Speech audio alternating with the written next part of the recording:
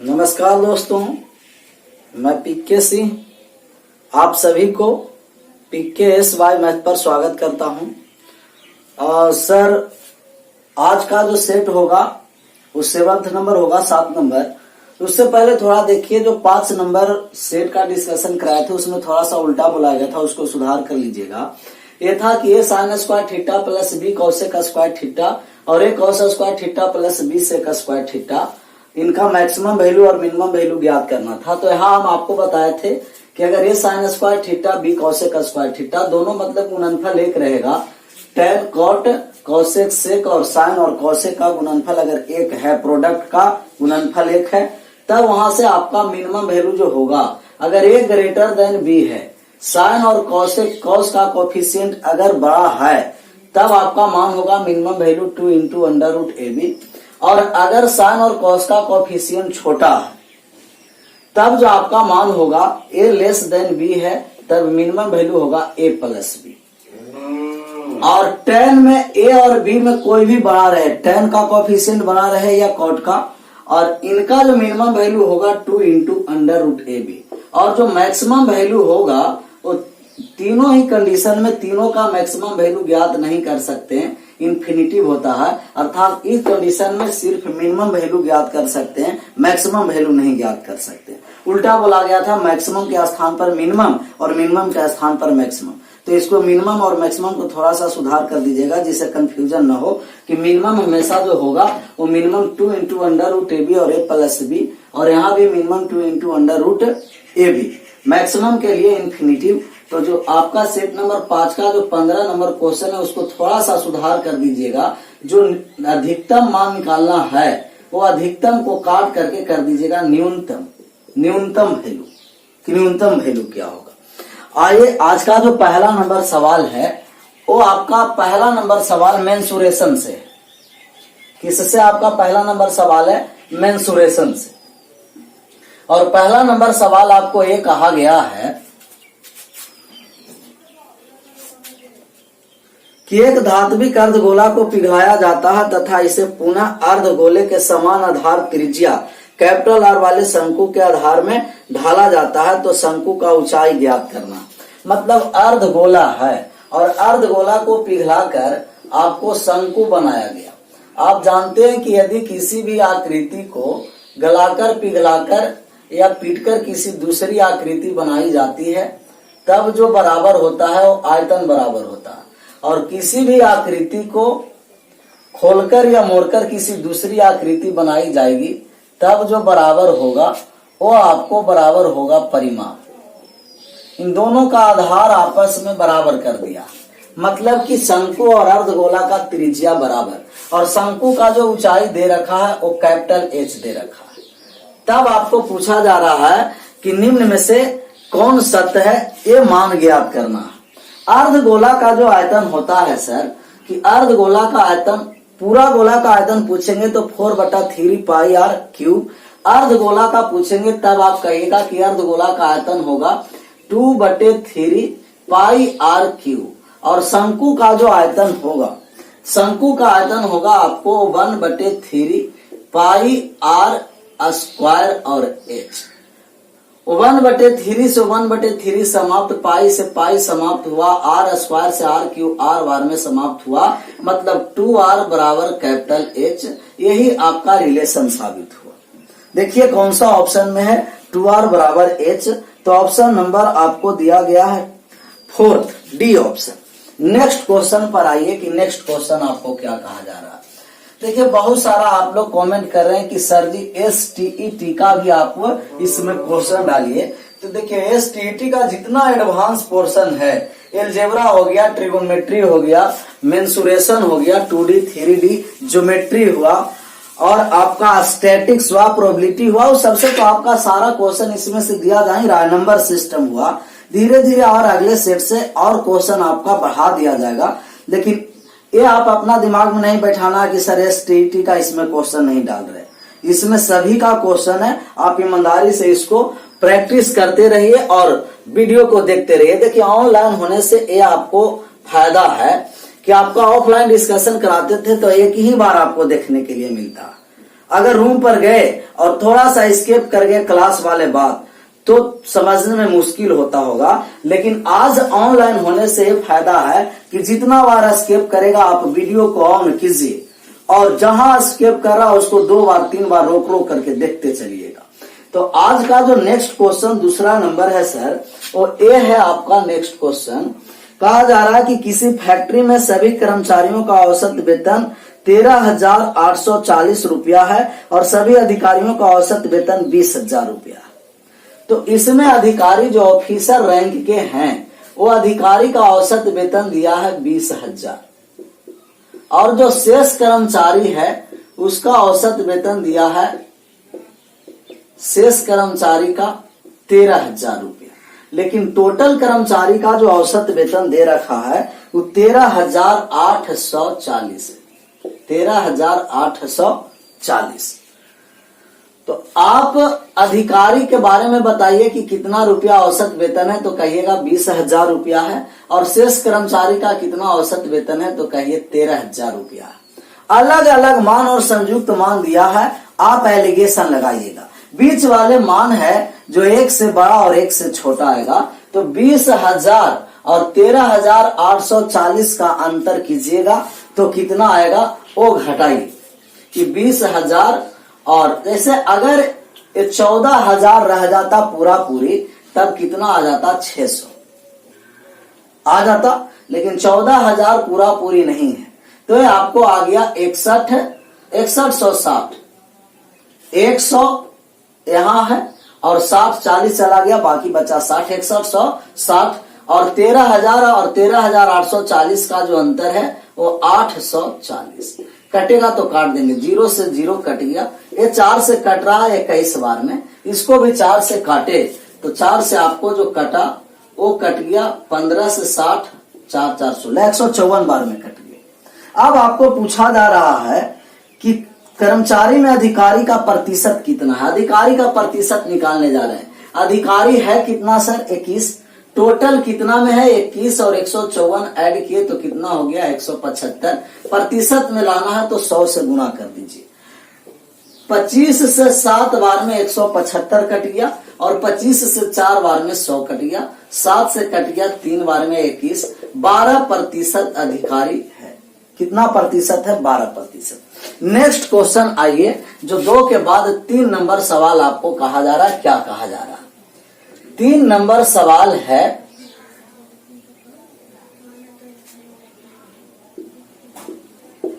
ये है आपको सर 3 नंबर सवाल कि एक विद्यार्थी से किसी संख्या को 7/4 से गुना करने के लिए कहा गया। माने कि वो संख्या 100 होगा और 7/4 से गुना करने के लिए कहा गया, तब उसका मान आ गया 7x/4 आ गया। लेकिन वो विद्यार्थी उल्टा कर दिया, 7/4 से उस संख्या में भाग दे दिया, तब जो इनका रिजल्ट आया वो 4x/7 आ गया।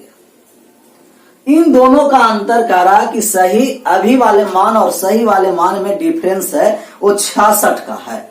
तो दोनों का डिफरेंस लिए और दोनों का डिफरेंस लेंगे तो 7x/4 और माइनस का 4x/7 बराबर दिया गया है कितना 66 दिया है सर। एलसीएम लिए तो आ गया 28, 7 7 49 और 4 4 16। 49 में से 16 गया तो आप कहिएगा कि 33x बराबर 66।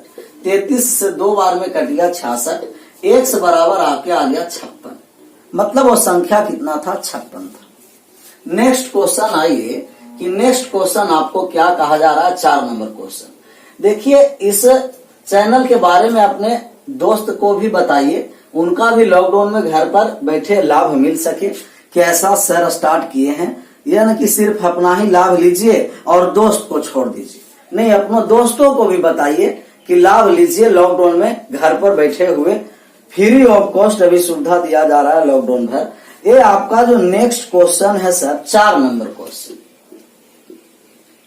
4 नंबर जो क्वेश्चन है, एक व्यक्ति नौकर को इस शर्त पर रखता है। किस शर्त पर रखता है?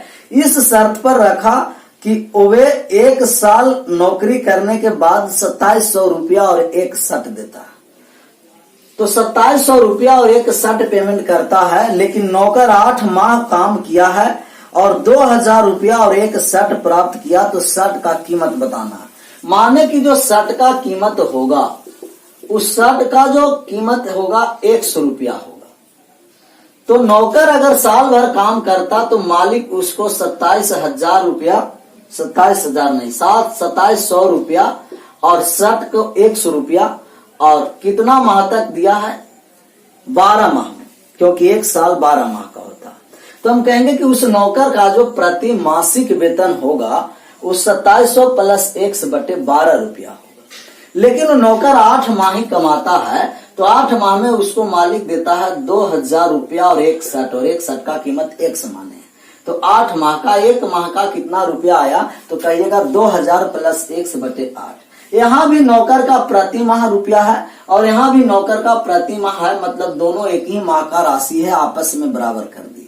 कटेगा तो काट देंगे।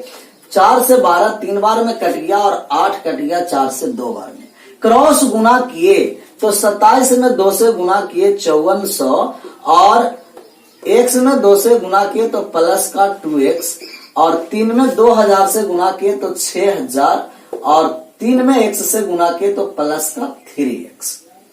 5400 और 6000 का अंतर 600, और 2x और 3x का अंतर x बराबर 600 रुपया। कितना रुपया शर्ट का कीमत है? 600 रुपया शर्ट का कीमत है। नेक्स्ट क्वेश्चन पर आइए कि 5 नंबर सवाल आपको क्या कहा जा रहा है, इसके बारे में समझना। 5 नंबर जो सवाल कहा सर, ये आपको 5 नंबर सवाल बोला गया कि यदि 17 के पावर 200 में 18 से भाग देना है तो इसका रिमाइंडर कितना होगा। रिमाइंडर निकालने जा रहे हैं। 17 के पावर 200 में 18 से भाग देना है तो शेषफल कितना होगा। हम आपको बताएं कि यदि किसी भी संख्या में भाग आप दे रहे हैं तो उनका रिमाइंडर है जो आप 2 तरीके से निकाल सकते हैं।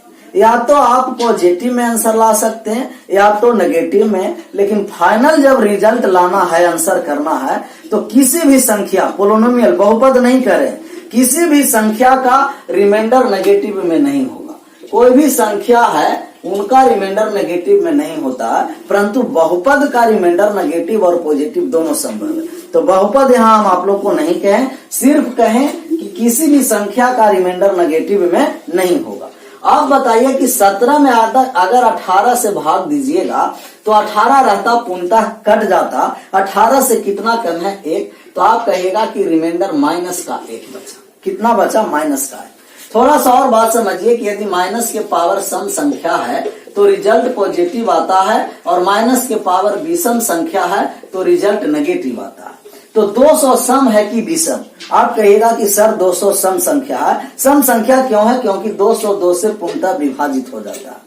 तो अगर आपको सम संख्या है तो मान तो पॉजिटिव आएगा, और 1 के पावर कुछ भी संख्या है तो कितना आएगा? 1, अर्थात इनका रिमाइंडर कितना आ गया सर? 1 आ गया। नेक्स्ट क्वेश्चन पर आइए कि 5 के बाद 6 नंबर क्वेश्चन क्या कहा जा रहा है? 6।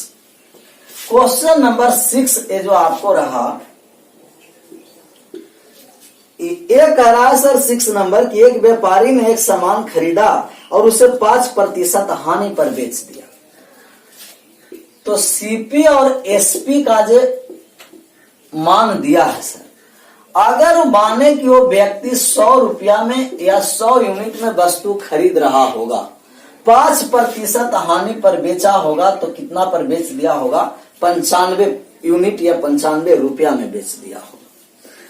अब कहा जा रहा है कि यदि 10% कम में खरीदा होता, तो 10% कम में खरीदा होता तब कितना में खरीदा होता सर? 90 रुपया में खरीदा होगा। और 30% लाभ लेकर अभी भी बेच रहा है, तो कहेंगे कि 90 रुपया का 30% लाभ लेकर बेचा, मतलब 130, अर्थात 117 रुपया में बेच डाला। तो अब 90 का खरीदारी किया और 117 का बिक्री किया। दोनों विक्रय मूल्य का डिफरेंस दे रखा है कि दोनों विक्रय मूल्य का जो डिफरेंस है, वो दोनों विक्रय मूल्य का डिफरेंस आपका दिया गया है 22 रुपया दिया, नहीं 33 रुपया, कि दोनों विक्रय मूल्य का डिफरेंस है जो 33 रुपया है। कितना रुपया? 33। हम कहेंगे यहां से दोनों विक्रयमूल्य का जो डिफरेंस है वो कितना यूनिट है अनुपात में सर? तो आप क्या कहिएगा कि इनका जो अनुपात में है वो 22 अनुपात का डिफरेंस है और 22 का मान दे रखा है 33 रुपया। हम कहेंगे अनुपात 1 का मान निकालेंगे तब आपको आ जाएगा 33 बटा का 22 अर्थात 1.5 रुपया, 3/2 रुपया। क्रयमूल्य निकालना है और क्रयमूल्य है 100। क्रयमूल्य जैसे ही 100 में 3/2 से गुना किए तब आपको आ गया 150, 150 रुपया। नेक्स्ट क्वेश्चन पर आइए कि 6 के बाद 7 नंबर सवाल आपको क्या कहना।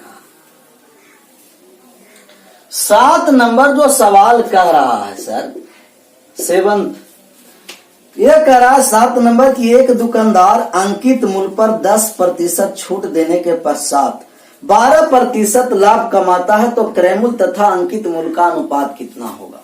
देखिए आपको क्रयमूल्य अर्थात सीपी और अंकित मूल्य अर्थात एमपी, तो क्रयमूल्य और अंकित मूल्य का अनुपात निकालना है तो 100 में जितना डिस्काउंट दिया है डिस्काउंट प्रतिशत को घटा देंगे तो क्रयमूल्य और 100 में जितना प्रॉफिट दिया है प्रॉफिट प्रतिशत को जोड़ देंगे तो अंकित मूल्य। सीपी और एमपी का जो रिलेशन होगा 100 में डिस्काउंट प्रतिशत घटा दिए तो सीपी और 100 में प्रॉफिट प्रतिशत को जोड़ दिए तो एमपी, अर्थात सीपी और एमपी का रेशियो निकालेंगे तो छूट आपको दिया है, वो दिया है 5%, 10% छूट दिया है और 12% लाभ लिया, तो 10% छूट दिया 90 और 12% लाभ लिया, जोड़ दिए तो 112, कट गया सर तो 45:56। तो सीपी और एमपी का जो रेशियो आया वो 45:56। नेक्स्ट क्वेश्चन आइए 7 के बाद 8 नंबर पर कि 8 नंबर सवाल आपको क्या कह रहा है। 8 नंबर जो सवाल है 8 नंबर क्वेश्चन वो आपको कह रहा है कि जमीन पर स्थित एक बिंदु से एक इमारत के शिखर और इमारत की छत पर स्थित चिमनी के शिखर का उन्नयन कोण क्रमशः x डिग्री और 45 डिग्री। अगर ये इमारत है तो इमारत के शिखर का जो उन्नयन कोण है वो x डिग्री है, लेकिन इमारत के शिखर पर एक चिमनी लगा हुआ है तब उसी बिंदु से उन्नयन कोण जो इनका आता है वो 45 डिग्री दिया हुआ है। यहां से यहां तक इमारत है और ए वाले जो है जो आपका चिमनी है। इमारत का ऊंचाई दे रखा है कि h है, इमारत का ऊंचाई h है स्मॉल h और मान निकालना चिमनी का, और चिमनी का ऊंचाई पता नहीं है, मान लिए कि चिमनी का ऊंचाई है जो 22 है। थोड़ा सा बात यह आपको समझना है कि यदि किसी भी वस्तु को नीचे से ऊपर की ओर देखते हैं तो उन्नयन कोण बनता है और ऊपर से नीचे की ओर देखेंगे तो अवनमन कोण बनेगा। यदि नीचे से ऊपर देखिए या तो ऊपर से नीचे देखिए, एकांतर कोण के तहत उन्नयन कोण और अवनमन कोण दोनों बराबर हो जाता है। तो आपका नीचे से ऊपर की ओर देखा उन्नयन कोण ये थीटा बना और अगर ये h है तब इस आधार का मान निकालना है तो हम ये आधार का मान निकालने जा रहे हैं। इस आधार को माने अभी सपोज किए कि x है तो आप कहिएगा कि x का मान जो निकलेगा अगर थीटा के सामने अगर 90 डिग्री है तो आपको भी ये पता होना चाहिए कि थीटा के सामने होता है लंब और 90 डिग्री के सामने कर्ण और बाकी आधार होगा। तो हम कॉट थीटा लगाएंगे तो कॉट थीटा बराबर आधार बटे लंब, आधार x है कॉट थीटा बराबर आधार बटे कर्ण, अर्थात x बराबर h कॉट थीटा। तो x का मान जो आया h कॉट थीटा आया। थोड़ा सा बात को समझिए कि जब भी आधार निकालना है थीटा दिया है तो हम कहेंगे कि h कॉट थीटा, अगर 45 दिया है तो 45 कॉट थीटा, 46 दिया है 46 कॉट थीटा। तो अब आधार हम लिखेंगे तो h कॉट थीटा के फॉर्म में लिखेंगे। तो यहां बात को समझिए कि अगर ये x डिग्री है छोटा वाले ट्रायंगल में, x डिग्री है तो यहां से यहां तक कितना है सर? तो आप कहिएगा कि यहां से यहां h है। तो ये जो हम आधार का मान निकालेंगे, तो आप ये आधार का मान निकालेगा तो कहिएगा कि h cot x डिग्री, क्योंकि h cot थीटा है, x डिग्री है, तो इस आधार को हम लिख सकते हैं h cot x डिग्री। अगर 45 डिग्री बड़ा वाले में चलिए कि 45 डिग्री है तो ये 90, तो ये भी 45 डिग्री होगा। किसी भी त्रिभुज के दो कोण बराबर हुआ तो उनका दोनों भुजा भी बराबर हो जाएगा। मतलब कि इस वाले भुजा है जो y प्लस h है, तो इसको भी हम कहेंगे आधार भी y प्लस h होगा, और इन दोनों मान आपस में बराबर हुआ तब हम आपको कहेंगे सर कि जो ये आधार पहले का मान h cot x डिग्री था, अब ये आ गया y plus h। y plus h बराबर h cot x डिग्री। हमको चिमनी की ऊंचाई निकालना है, तो चिमनी y है, h इस साइड आ गया तो h cot x degree minus h। क्योंकि किसी भी त्रिभुज में दो कोण बराबर तो उसके आमने सामने का भुजा भी बराबर, अर्थात समद्विबाहु त्रिभुज, दोनों भुजा बराबर। इससे छोटा वाले से h cot x डिग्री निकला और बड़े वाले से निकला y प्लस h, दोनों आपस में बराबर कर दिए। चिमनी का हाइट निकल गया और चिमनी का हाइट निकल के आपको आ गया h cot x degree minus h। Next question पर आइए कि नेक्स्ट नंबर सवाल आपको क्या कहा, इसके बारे में थोड़ा समझना। अगला जो सवाल आपको कहा 9 नंबर की, दी गई आकृति में DEF एक अंतःवृत्त है, राइट एंगल ट्रायंगल दिया गया है और एक अंतःवृत्त दिया है। इसके बारे में समझते रहना है कि क्या कहा इसके बारे में।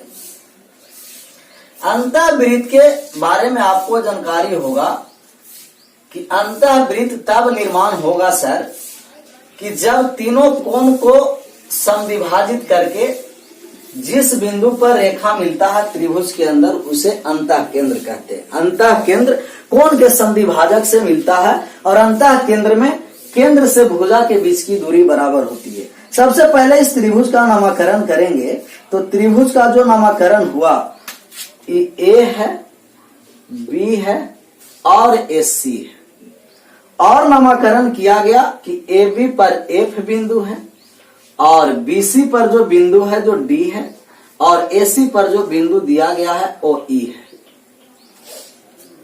आपका जो मान दिया है सर वो मान दे रखा है कि AF 6 है और E और C 15 है। E और C कितना दिया है? 15।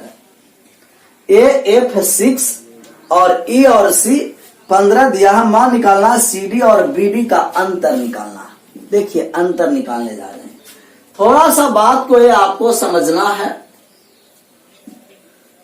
कि कल ही वाले सेट में आपको बताए हैं, प्रीवियस सेट में, कि किसी भी वृत्त के बाह्य बिंदु से स्पर्श रेखा खींचते हैं तो उन दोनों स्पर्श रेखा की लंबाई आपस में बराबर होती है। वृत्त के बाहर से स्पर्श रेखा खींचेंगे तो स्पर्श रेखा की लंबाई आपस में बराबर होगी। मतलब ये बिंदु से स्पर्श रेखा खींचा गया है तो आप कहिएगा कि AF की लंबाई है वही लंबाई AE का होगा। अगर AF 6 है तो AE भी 6 होगा।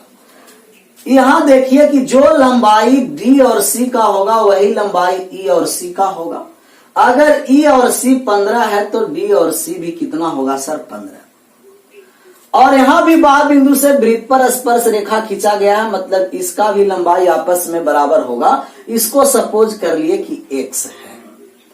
अब ये 90 डिग्री है तो पाइथागोरस प्रमेय लगाइए कि कर्ण स्क्वायर बराबर लंब स्क्वायर प्लस आधार स्क्वायर। तो कर्ण आपको x प्लस 15 है, 15 प्लस x के स्क्वायर, कर्ण स्क्वायर बराबर लंब स्क्वायर, और लंब दिया है 6 प्लस x और प्लस आधार का स्क्वायर, आधार दिया है 6 और 50, तो 6 और 15 31, 6 और 15 21 के स्क्वायर।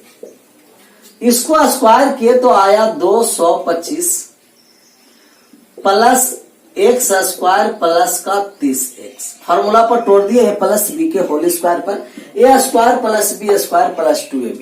इसको भी फार्मूला पर तोड़े तो 6 के स्क्वायर 36 और प्लस का एक्स स्क्वायर और प्लस का 12x और प्लस का 21 का स्क्वायर आपको आ गया 441। एक्स स्क्वायर से एक्स स्क्वायर समाप्त हो गया। 30x और 12x का अंतर आ गया 18x। इसको ऐड किए तो आपको आ गया 477 में से ए साइड आया तो 225 को घटा दीजिए। 18x बराबर 477 में से 225 घटाएंगे तो ए आपको आ गया 7 में से 5 चला गया 2, 7 में से 2 गया 5 और 4 में से 2 गया 252 आया। क्या 18 से कटेगा?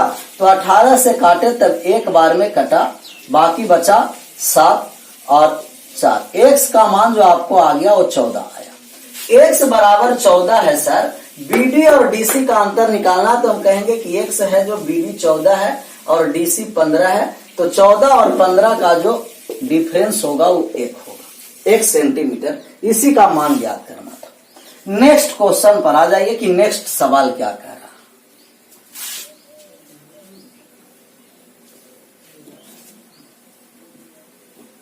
नेक्स्ट सवाल आपका जो बोला जा रहा है उसके बारे में समझना।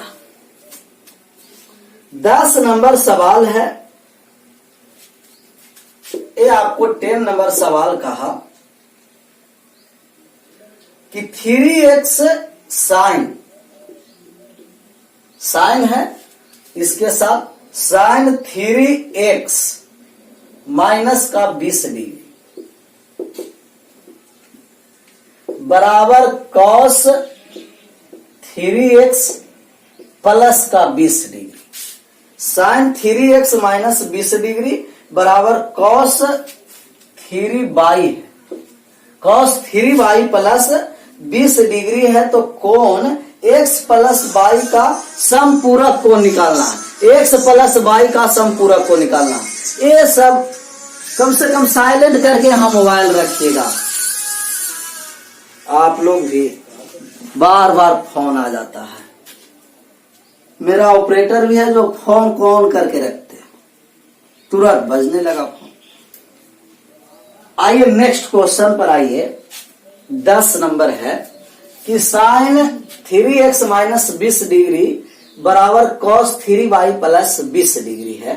आपको x प्लस y का समपूरक कोण निकालना है। समपूरक कोण निकालने जा रहे हैं।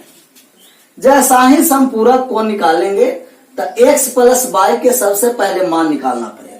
तो थोड़ा सा बात यह समझिए कि अगर साइन a बराबर कॉस b दिया हुआ है, साइन a बराबर कॉस b और कॉसेक a बराबर सेक b दिया हुआ, या तो tan a बराबर कॉट b दिया हुआ है, तब बराबर होगा आपस में सर कि जब a प्लस b का मान कितना डिग्री होगा, 90 डिग्री। और जब किसी भी दो कोण का मान 90 डिग्री होता है उसको कंप्लीमेंट्री एंगल कहते हैं, पूरक कोण कहते हैं या कोटि पूरक कोण कहते हैं। तो एक साइन a बराबर कॉस b, कॉस a बराबर सेक b, tan a बराबर कोट b, तो a प्लस b बराबर 90 डिग्री। अगर कोई गारंटी ले लिया कि a प्लस b 90 डिग्री के बराबर है, तब आपको बात को यह समझना है कि अगर इस तरीका से भी दे दिया जाए कि sine square a plus sine square b, तभी कितना डिग्री का हो जाएगा। a प्लस b अगर 90 डिग्री दिया हुआ है, a प्लस b का मान कितना डिग्री का मान दिया हुआ है, 90 डिग्री का, तब हम कहेंगे कि साइन स्क्वायर a, साइड से नहीं दिखाई दे रहा, sine square a plus sine square b बराबर 1 होगा। या तो आप कॉस के साथ लगाइए कि cos square a plus cos square b बराबर भी कितना होगा 1। थोड़ा सा और रिजल्ट समझ लीजिए कि अगर a प्लस b 90 डिग्री दिया है तब आप कहिए कि sine a into sec b बराबर भी कितना होगा, sine a into sec b 1 और tan a इंटू tan b भी 1 होगा और cot A into cot B भी 1 होगा, cot A into cot B इसका भी मान 1 होगा, और cos A into cosec B भी 1 होगा।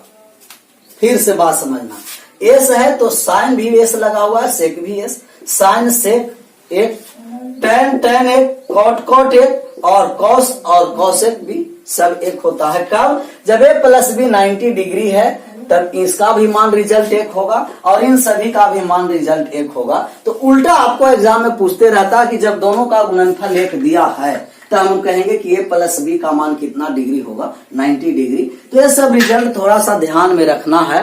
अभी हमको मान जो दिया गया है उस साइन ए बराबर कॉस बी, तो साइन ए बराबर कॉस बी तब होता है कि जब ए प्लस बी कितना डिग्री होता है, 90 डिग्री। अभी देखिए कि ए के स्थान पर दिया गया है 3x माइनस 20 और बी के स्थान पर दिया गया है 3y प्लस 20। हम कहें दोनों को जोड़ेंगे तो कितने डिग्री के बराबर होगा, 90 डिग्री के। ये आपको 20 प्लस माइनस समाप्त हो गया। हम 3 कॉमन लिए तो x प्लस y बराबर 90 डिग्री और 3 से कट गया तो 30 डिग्री आया। मतलब x प्लस y का जो मान आया आप कहिएगा कि x प्लस y बराबर 30 डिग्री। x प्लस y का मान नहीं निकालना है सर, अभी जो मान हमको निकालना है x प्लस y का समपूरक कोण निकालना। समपूरक कोण का मतलब सप्लीमेंट्री एंगल। तो एक कॉम्प्लीमेंट्री एंगल होता है और एक सप्लीमेंट्री, इन दोनों के बारे में आपको जानकारी होगा कि जब किसी भी दो कोण का योग 90 डिग्री है तो कॉम्प्लीमेंट्री एंगल, पूरक कोण या कोटि पूरक कोण कहते हैं। और जब दो कोण का योग 180 डिग्री है उसी को सप्लीमेंट्री एंगल कहते हैं। रिजु पूरक कोण, सम पूरक कोण या सरल पूरक कोण कहते हैं। अब आपको 30 डिग्री का सम पूरक कोण निकालना है, सप्लीमेंट्री एंगल। तो हम कहेंगे कि 180 में से 30 चला गया, x प्लस y का जो सप्लीमेंट्री एंगल है वो आपको आ गया 150। इसका संपूरक कोण 150 डिग्री। नेक्स्ट क्वेश्चन पर आइए कि नेक्स्ट क्वेश्चन आपको क्या कहा जा रहा है। अगला नंबर जो सवाल है 10 के बाद 11 नंबर, वे आपको कहा सर कि जब एक विद्यार्थी 4 किलोमीटर प्रति घंटा की चाल से 4 किलोमीटर प्रति घंटा की चाल से चलता है तो 6 मिनट लेट हो जाता है, और जब 6 किलोमीटर प्रति घंटा की चाल से चलता है तब इसको 10 मिनट पहले एक व्यक्ति पहुंच जाता है। तो यहां से आपका इस प्रकार का क्वेश्चन देके 3 रिजल्ट पूछेगा। सबसे पहले पूछेगा कि रियल टाइम क्या है, दूसरा पूछेगा रियल वेलोसिटी क्या है, और तीसरा पूछेगा कि इसका डिस्टेंस क्या है। ये 3 को मान आपको पूछ सकता है। इस प्रकार का क्वेश्चन यदि आपको दिया टाइम एंड डिस्टेंस से तो ये 3 वैल्यू पूछेगा, रियल टाइम, रियल वेलोसिटी और डिस्टेंस। अभी इस सवाल में आपको डिस्टेंस पूछा जा रहा है, तो हम अभी फोकस करेंगे कि यदि तीनों में से किसी एक को मान पूछेगा तो किस तरीका से निकलेगा। सबसे पहले आप जानते हैं कि जितना दूरी घर से स्कूल गया है 4 से, उतना ही दूरी 6 से भी गया होगा। यदि यदि डिस्टेंस बराबर है, क्योंकि समान डिस्टेंस और डिस्टेंस बराबर है तो जो उल्टा होता है टाइम का वही उल्टा वेलोसिटी का। तो टाइम और वेलोसिटी में आपस में क्या हो जाएगा, इनवर्स होता है, व्युत्क्रम होता है। तब आपको कहेंगे कि इनका चाल का जो रेशियो है तो 4 और 6 है, तो 4 6 2 अनुपात 3। टाइम का हम रेशियो निकालेंगे तो कहिएगा उल्टा हो जाएगा 3 और 2। यहां से टाइम में दोनों का अंतर अनुपात में 1, यहां से दोनों टाइम में अंतर करेंगे तो आप कहेगा कि 16 मिनट। 16 मिनट क्यों? क्योंकि समान कंडीशन में घटाना है और अपोजिट कंडीशन में जोड़ना है। जब भी डिफरेंस करने की आवश्यकता होगा, अगर अपोजिट कंडीशन है तो डिफरेंस करेंगे तो माइनस और माइनस क्या हो जाएगा, प्लस। इसीलिए डिफरेंस कंडीशन में क्या कर देते हैं, जोड़ देते हैं। समान कंडीशन में जोड़ना है, घटाना है और अपोजिट कंडीशन में जोड़ देना। अभी 1 का मान 16 मिनट आया तो हम कहेंगे कि 3 का मान है तो आप कहिएगा 3 बराबर 48 मिनट, और 2 का मान पूछेंगे तो आप कहिएगा 2 बराबर आपको आ गया 16 में 2 से गुना किए 32 मिनट। अभी सबसे पहले डिस्टेंस निकालने के लिए बताते हैं कि अगर अभी आपको प्रश्न में डिस्टेंस पूछा है तो हम डिस्टेंस निकालेंगे। डिस्टेंस बराबर वेलोसिटी इंटू टाइम। कोई भी वेलोसिटी लीजिए, 4 वाला लीजिएगा तो 48 से गुना करेंगे, 6 वाले लीजिएगा तो 32 से गुना करेंगे। तो 4 से गया लेकिन समय लगा कितना, 48 मिनट को घंटा में चेंज कर दिए तो 60। इसको हम पूरा नहीं काटे, 6 से काटे 8 बार में और 6 से 10 बार में। क्योंकि नीचे 10 रहने दिए, क्योंकि पॉइंट में लाने में आसान होगा। 8 में 4 से गुना किए 32 और 32 में 10 से भाग दे दिए तो आ गया 3.2। अभी आपका फिलहाल जो रिजल्ट आंसर आया वो आपको आया 3.2 किलोमीटर, लेकिन ये डिस्टेंस है। अगर आपको पूछ दिया कि रियल टाइम क्या है, कि रियल टाइम निकालने के लिए हाँ ये कि व्यक्ति 4 किलोमीटर प्रति घंटा के चाल से जाता है तो 48 मिनट लगता है, और 48 मिनट लगा लेकिन 6 मिनट लेट पहुंचा, तो 6 मिनट ही देर से पहुंचा 48 मिनट लेकर, तो वास्तविक इसका समय कितना है तो आप कहिएगा 42 मिनट। जिनको यहां से मान निकालना है आप यहां से भी मान निकाल सकते हैं। अगर वो व्यक्ति 6 किलोमीटर प्रति घंटा की चाल से गया तो 32 मिनट लगा, लेकिन 10 मिनट पहले पहुंच गया था, मतलब 10 मिनट उसको और आराम से चलना पड़ रहा था, तो कितना मिनट लगा 42। कहीं से भी निकालिएगा। अगर रियल वेलोसिटी निकालना है तो डिस्टेंस में रियल टाइम से भाग दे दीजिएगा, और रियल टाइम कितना है 42 मिनट है, और मिनट को घंटा में लाएंगे तो 60 से भाग। यदि आपको इस प्रश्न में सिर्फ डिस्टेंस ही निकालना है तो डिस्टेंस निकालने के लिए आप फार्मूला भी याद किए होंगे, तो ये सब फार्मूला किसमें सिर्फ काम करेगा तो आपको सिर्फ डिस्टेंस निकालने के लिए काम करेगा। देखिए फार्मूला जो आपको है, चालों का गुणनफल, चाल का गुणनफल 4 गुना 6, दोनों में अंतर 2 और समय का डिफरेंस 16 मिनट है, 16/60 तो भी काट देंगे तो भी आज का आंसर आ जाएगा। देखिए काटने जा रहे हैं तो एक कट गया आपको 8 बार में और एक कट गया 10 बार में 60, 32 में 10 से भाग दे दिए 3.2। लेकिन ये तब लगेगा कि जब सिर्फ आपको डिस्टेंस पूछेगा। रियल टाइम पूछ दिया तो आपको रेशियो लगा देना है, और रियल टाइम रियल वेलोसिटी जिसका मान है सबका मान आप निकाल सकते हैं। नेक्स्ट जो क्वेश्चन है सर वो 12 नंबर सवाल पर आइए। 12 नंबर सवाल कहा कि 7 सेंटीमीटर त्रिज्या वाले पर स्थित बिंदु P से AB व्यास पर लंब डाला जाता है, जो लंब के पाद है वो N है। तो हम कहेंगे कि अगर ये व्यास है A और B और वृत्त पर P बिंदु कहीं होगा, तब P बिंदु से व्यास पर लंब डालते हैं तो लंब का जो पाद बिंदु है वो N है। त्रिज्या दे रखा है 7। अब आपका जो मान निकालना है सर, वो मान आपको जो निकालना है B और N की लंबाई निकालना है कि B और N का मान कितना होगा। देखिए B और N का मान निकालने जा रहे हैं। सबसे पहला बात आपको ये समझना है कि व्यास त्रिज्या का दुगना होता है और त्रिज्या व्यास का आधा होता है। अगर त्रिज्या दे रखा है 7, तब हम कहेंगे कि A से B तक की जो लंबाई होगा ये व्यास कितना होगा, तो दुगना कर देंगे 14। आप ये भी जानते हैं कि व्यास के द्वारा परिधि पर बनाया गया कोण 90 डिग्री का होता है।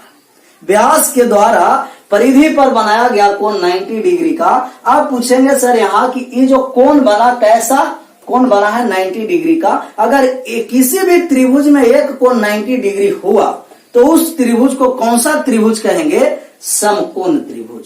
अब समकोण त्रिभुज के बारे में आपको पूरा जानकारी होना है कि यदि समकोण त्रिभुज है, राइट एंगल ट्रायंगल, एक कोण समकोण है, तो समकोण वाली बिंदु से कर्ण के मध्य बिंदु को मिलाते हैं। कैसा बिंदु को, मध्य बिंदु को। तो मध्य बिंदु को मिलाने से ही तीनों रेखा आपस में बराबर हो जाएगा। लेकिन अगर कर्ण पर लंब डालते हैं समकोण वाले त्रिभुज में, तो ए वाले कर्ण 2 बराबर भाग में नहीं बढ़ता है। तो यहाँ पॉइंट एक थोड़ा सा नोट करना है कि जब लंब डालेंगे तो 2 बराबर भागों में नहीं बटेगा, लेकिन जब मध्य बिंदु को मिलाएंगे तो ये तीनों रेखाएं आपस में क्या हो जाएगा, बराबर।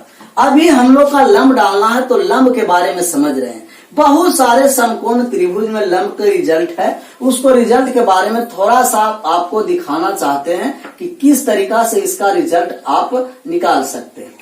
A B C है और B और D हम कर्ण पर लंब डाले, प्रूव नहीं करेंगे, सिर्फ रिजल्ट को ध्यान में रखना है। और ये सब रिजल्ट लिखा रहे हैं आपको, कॉपी पर नोट करते चलना और प्रैक्टिस करते चलना।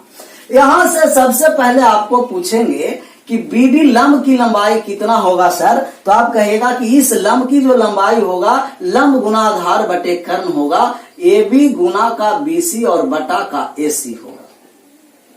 दूसरा रिजल्ट पूछेंगे कि अगर लंब के स्क्वायर BD का स्क्वायर निकालना है तब इन दोनों छोटे टुकड़े के गुणनफल के बराबर होगा। AD गुना DC।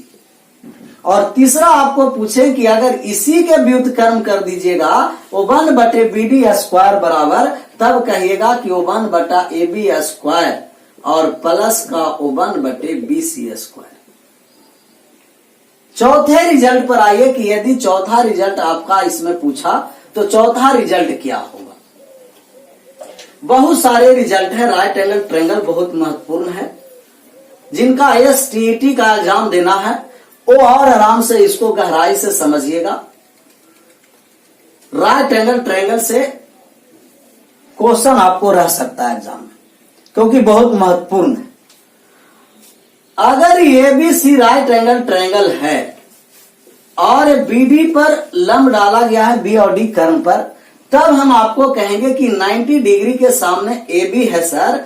अगर AB के स्क्वायर निकालना है तो कर्ण वाले छोटा और बड़े वाले भाग के गुणनफल के बराबर होता है, मतलब AD गुना AC। और दूसरा अगर यहां से पूछेंगे कि इस 90 डिग्री के सामने वाले है BC, तो BC के जो स्क्वायर होगा BC स्क्वायर बराबर छोटा वाले भाग CD गुना पूरा लेंगे छोटा टुकड़ा और पूरा AC कर्ण। अगर हम आपको इन दोनों का भाग दिए AB स्क्वायर बटे BC स्क्वायर में और यहां से भी भाग दिए, तो आप कहिएगा कि AC और AC समाप्त हुआ, तब जो आपका रेशियो आया AB स्क्वायर बटे BC स्क्वायर बराबर AD बटे DC। अगर जो यहां से हम वर्ग हटाएंगे तब आपको आपको रूट भी चला आएगा। अभी जो रिजल्ट दिया है जो इस वाले दोनों फार्मूला पर दिया है, अब आपको आइए कि यहां से हमको मान किसका निकालना है सर। मान निकालना है B और N का, और B और P का मान दे रखा है कि BP का मान है जो 12 है। ये 90 डिग्री के सामने B और P है, तो हम कहेंगे कि B और P के स्क्वायर कर्ण वाले छोटा भाग BA और कर्ण का पूरा भाग AB आपस में बराबर होगा। BP का मान 12 दिया है, तो 12 गुना 12, 12 के स्क्वायर 144। BN का मान निकालना है, BN को BN ही रहने दिए। AB का मान दे रखा है 14। 12 6 से कट गया 2 बार में और 14 कट गया 7 बार में। 12 में 6 से गुना किए तो 72। BN बराबर 72 बटा 7। पूर्णांक लाएं तो 10.2/7 सेंटीमीटर। नेक्स्ट क्वेश्चन पर आइए। जो नेक्स्ट नंबर सवाल आपको कहा 12 के बाद 13 नंबर। 13 नंबर सवाल आपको क्या कहा जा रहा है। 13 नंबर जो सवाल कहा सर, वे आपको बोला जा रहा है कि एक चक्रीय समलंब चतुर्भुज इस तरह है। किस तरह चक्रीय समलंब चतुर्भुज है? तो चक्रीय समलंब चतुर्भुज इस तरीका से है कि आपका जो समानांतर भुजा दिया है वो AD और BC दिया है। तो हम कहेंगे कि ABC और D समलंब चतुर्भुज है और AD और BC समानांतर दे रखा है। अब आपका जो मान दे रखा है ABC 70 डिग्री दे रखा है। तो यहां आपको समलंब चतुर्भुज है। कैसा समलंब है? चक्रीय। तो सबसे पहले चक्रीय चतुर्भुज के बारे में समझना, साइक्लिक क्वाड्रिलेटरल। चक्रीय चतुर्भुज उस चतुर्भुज को कहते हैं जिनके परिधि पर चारों शीर्ष स्पर्श करता है। अगर साइक्लिक क्वाड्रिलेटरल है चक्रीय चतुर्भुज, तो आमने सामने के कोण का योग 180 डिग्री होता है। कितना डिग्री होता है? 180 डिग्री। STET वाले बहुत सब आप लोग कमेंट कर रहे हैं, ये सब थ्योरी आपको ज्योमेट्री में काम करेगा। बहुत महत्वपूर्ण है सब थ्योरी, और आपको ईमानदारी से सबको सुनते रहना, प्रैक्टिस करते रहना। आपको चक्रीय चतुर्भुज आमने सामने का कोण का योग कितना डिग्री होना है? 180 डिग्री का मतलब संपूरक कोण होना है। किसी भी दो लगातार कोण आमने सामने का दो कोण का योग 180 डिग्री है, तब हम कहेंगे कि वो चक्रीय चतुर्भुज है। अर्थात वर्ग और आयत, जितना वर्ग और आयत हैं वो सभी चक्रीय चतुर्भुज हैं। सभी वर्ग और आयत चक्रीय चतुर्भुज होते हैं, परंतु सभी चक्रीय चतुर्भुज वर्ग और आयत नहीं होते हैं। तो वर्ग और आयत के बारे में पूछेगा कि कैसा है, तो आप कहिएगा कि चक्रीय चतुर्भुज। क्यों? क्योंकि उनके आमने सामने का कोण का योग 180 डिग्री है। अभी जो आपको समलंब चतुर्भुज के बारे में थोड़ा समझाते हैं कि अगर समलंब चतुर्भुज है सर, तो समलंब चतुर्भुज के दो भुजा समानांतर होता है। अगर ये दोनों समानांतर भुजा है तो असमानांतर भुजा के मध्य बिंदु को मिलाने वाली रेखा की जो लंबाई होगा वो m और n की लंबाई होगा वो x प्लस y बाई 2 होगा। समलंब चतुर्भुज के असमांतर भुजा के मध्य बिंदु को मिलाने वाली रेखा की लंबाई समानांतर भुजा के योग की आधी होती है, परंतु इनके विकर्ण के मध्य बिंदु को मिलाने वाली रेखा की लंबाई P और Q इनके विकर्ण के मध्य बिंदु है। तो विकर्ण के मध्य बिंदु को मिलाने वाली रेखा की लंबाई समानांतर भुजा के अंतर के आधी होती है। अंतर के आधी मोड लगा दिए इसलिए कि अगर x छोटा रहेगा नेगेटिव है तो भी पॉजिटिव हो जाएगा। फिर से बात को समझिए, समानांतर समलंब चतुर्भुज के असमांतर भुजा के मध्य बिंदु को मिलाने वाली रेखा की लंबाई समांतर भुजा के योग की आधी, परंतु विकर्ण के मध्य बिंदु को मिलाने वाली रेखा की लंबाई समांतर भुजा के अंतर की आधी होती है। थोड़ा सा और बात समझिए कि अगर ये समलंब चतुर्भुज है तो समलंब चतुर्भुज के मतलब कि दो भुजा समानांतर होता है और दो भुजा असमानांतर होता है। तो अगर दो समानांतर भुजा को एक तिर्यक रेखा प्रतिच्छेदित करती है तो अगर ये अल्फा बीटा है, एक ही ओर के आंतरिक कोण का योग 180 डिग्री और इन दोनों कोण का योग भी कितना डिग्री होगा, 180 डिग्री। अभी हम लोग का सवाल सोल्व करना है। सवाल पर आइए कि ये जो चक्रीय चतुर्भुज है जो समलंब है, अगर 70 डिग्री है सर, इन दोनों रेखा समानांतर है तो तिर्यक रेखा प्रतिच्छेदित करती है तो दोनों आंतरिक कोण का योग कितना डिग्री होता है, 180। 70 है तो 110। आमने सामने का कोण का योग 180 डिग्री। क्यों? क्योंकि चक्रीय चतुर्भुज है। अगर इस 70 है तो इसको 110 डिग्री, क्योंकि चक्रीय चतुर्भुज। आपको इस वाले मान पूछा कितना डिग्री हुआ, 70 डिग्री हुआ। नेक्स्ट क्वेश्चन पर आइए। 14 नंबर जो सवाल आपको कहा गया सर, वो क्या कहा गया, 40। 14 नंबर सवाल है कि x बराबर y प्लस का दिया गया है, x बराबर y प्लस का 37,437 और 37,439, 37,437 प्लस का 37,439। अब आपको कह रहा है कि x पूर्ण वर्गमूल है, तो x पूर्ण वर्गमूल है तो y का न्यूनतम मान संभव मान क्या है कि x पूर्ण वर्गमूल कर देंगे। देखिए इस प्रकार का क्वेश्चन यदि हम इनको पूर्ण वर्गमूल परफेक्ट स्क्वायर करने जा रहे हैं तो सबसे पहले देखिएगा कि 37,000 प्लस नहीं है सर, गुना 37,437 और 37,439 है, तो इनका एवरेज वैल्यू लेंगे। एवरेज मान का मतलब कि 37 है, ये भी 37 रहता, एवरेज हो जाता, लेकिन 37 से कितना ज्यादा है, 2, आधा कर दिए मतलब 1। इसको भी अगर 37,438, इसको भी 37,438 बनाना है।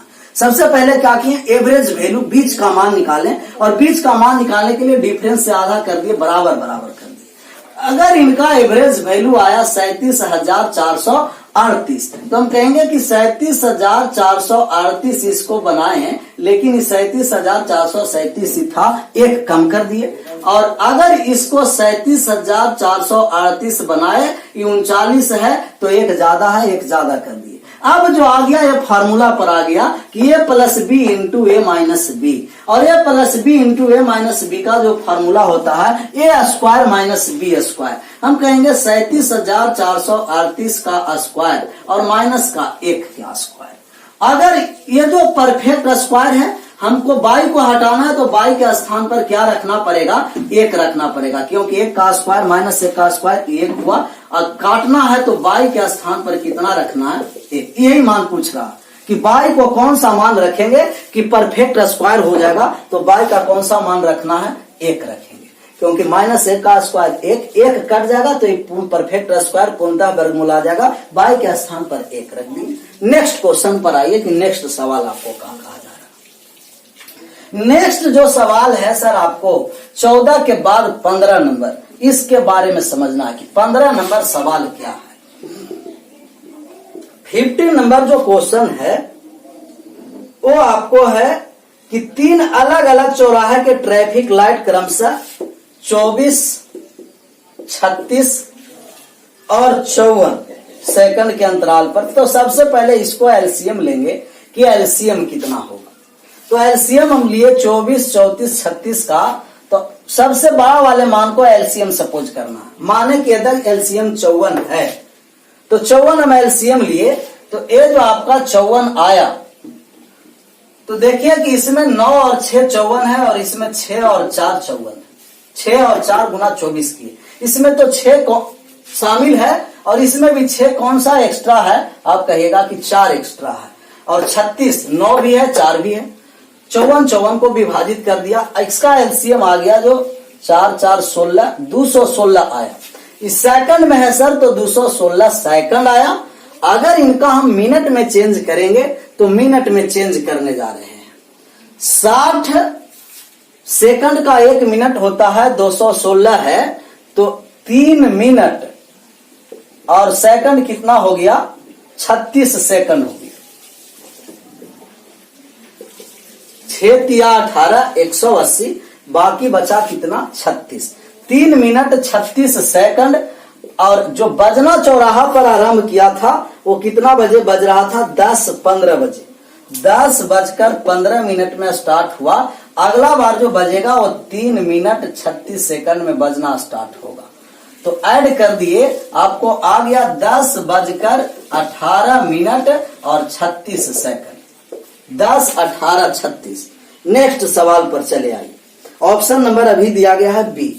15 के बाद 16 नंबर जो सवाल है वो 16 नंबर सवाल क्या कहा जा रहा है। 16 नंबर जो सवाल बोला सर आपको, इस लेख के अनुसार निर्देश पढ़ लेते हैं। कहा गया कि निर्देश 16 से 18 दिए गए पाई चार्ट में देश के चावल गेहूं और अन्न का मान दिया गया है और इसका मान निकालना है। पूरा आराम से डाटा पढ़िएगा, मान निकालिएगा। हम 16 नंबर क्वेश्चन पर चल रहे हैं कि 16 नंबर जो क्वेश्चन कहा कि इस आरेख के अनुसार गेहूं और चीनी के कुल उत्पादन। तो गेहूं और चीनी का जो कुल उत्पादन है, गेहूं दिया है आपको 10%। गेहूं का जो मान है डाटा में वो दे रखा है 10%। अब व्हीट का और शुगर का मतलब चीनी का जो मान दे रखा है वो दे रखा है 30%। गेहूं है 30, उल्टा लिखा गया डाटा। गेहूं 30 है और चीनी 10 है। चावल का जो मान दिया है सर राइस का, वो चावल का जो आपका मान दिया गया है, चावल दिया है 55%। और टी का मतलब चाय का जो मान दिया है वो 5% दिया। 16 नंबर सवाल आपका जो बोल रहा है, इस आरेख के अनुसार गेहूं और चीनी के कुल उत्पादन तथा चावल और चाय के कुल उत्पादन के अंतर का अनुपात निकालना है। तो गेहूं और चीनी का कुल उत्पादन, गेहूं और चीनी का कुल उत्पादन कितना है 40। और आपको कहा गया कि चावल और चाय के उत्पादन का अंतर, तो चावल और चाय के उत्पादन का अंतर कितना है 50।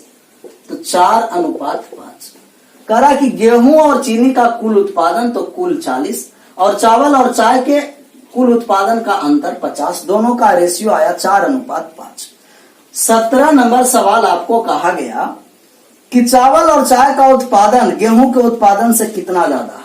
चावल और चाय का उत्पादन, चावल और चाय दोनों को देखिए, चावल और चाय कितना है 60%। गेहूं का उत्पादन कितना है 30। कितना ज्यादा है 30 से, तो आप कहिएगा कि 30 ज्यादा है। कितना पर, तो 30 पर। प्रतिशत में गेहूं 30 है तो 30 पर। प्रतिशत में लाने के लिए 100 से गुना कर दिए। कितना प्रतिशत ज्यादा है, तो आप कहिएगा कि 100% ज्यादा है। नेक्स्ट सवाल आइए 17 के बाद 18। अभी भी डाटे से सवाल दिया गया, तो इस प्रकार से डाटा देखकर आपका मान भी पूछ सकता है। धीरे धीरे सब टाइप का क्वेश्चन आपको मिल जाएगा। आप लोग को पैसेंस रख करके बने रहना है। 18 नंबर जो सवाल आपको कहा गया सर, ये कहा गया कि गेहूं का प्रतिशत का मध्य कोण कितना डिग्री का। तो सबसे पहले गेहूं देखेंगे तो गेहूं 30% है। और ये जो आपका सर्कल में दिया गया तो इसमें 100% होता है और डिग्री 360 डिग्री। कोई भी आपको पाई चार्ट दिया है तो पाई चार्ट में डिग्री 360 और प्रतिशत में 100%। तो हम कहेंगे कि 100% का मान 360 है। गेहूं 30% है, 30% का डिग्री का कोण निकालेंगे। हम कहेंगे 360 में 100 से भाग दे दिए और 30 से गुना कर दिए। तो 36 में 3 से गुना किए, 36 या 108 डिग्री। नेक्स्ट क्वेश्चन 18 के बाद 19 पर आ जाइए कि 19 नंबर जो सवाल है वो आपको क्या कहा जा रहा है। 19 नंबर सवाल है, वो आपको बोला जा रहा है सर 19 नंबर सवाल क्या कहा गया इसके बारे में समझिए। ये जो 19 नंबर सवाल है, n का मान दिया है कि n बराबर 7 + 4√3।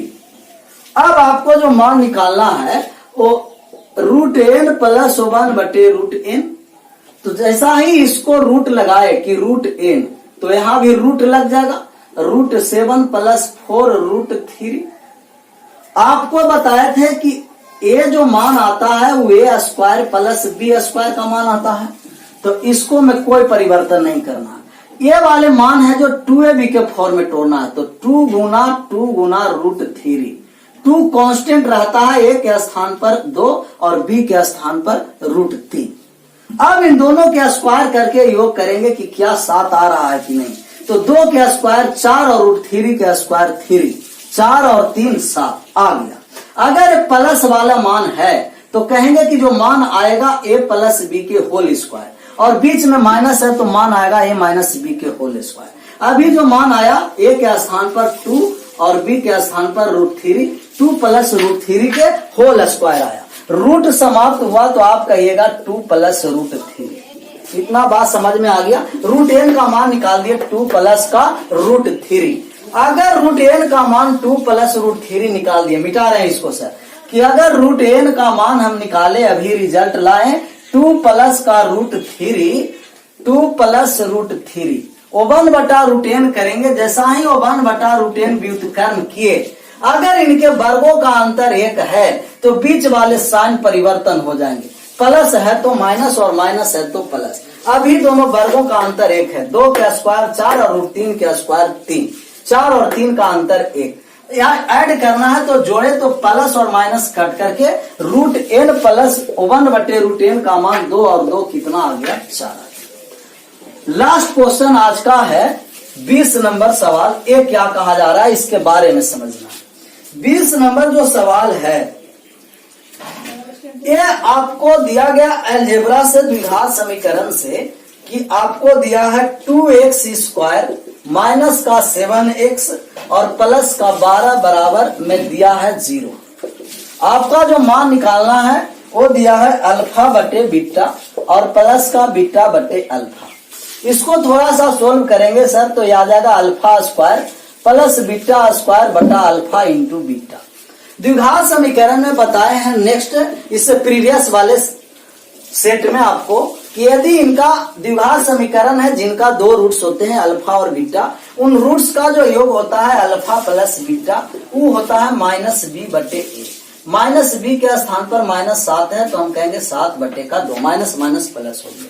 और इनका रूट्स का जो प्रोडक्ट होगा गुणनफल, वो c/a होगा। c का मान दिया है आपको 12, c/a 12/2 और 12/2 का मान 6 आ गया। तो अल्फा + बीटा का मान दिया है, अल्फा इंटू बीटा का मान दे रखा है। मान आपको निकालना है α² + β² अल्फा इंटू बीटा। आप इसको अलजेब्रिक फार्मूला में लिखिएगा तो आप कहिएगा कि अल्फा + बीटा का स्क्वायर माइनस का 2α इंटू बीटा, और बटा में आपको आ गया अल्फा इंटू बीटा। तो 7/2 का स्क्वायर करेंगे तो आप कहिएगा कि 7/2 का स्क्वायर 49/4 माइनस का 12 और बटा का ये आपको आ गया 6।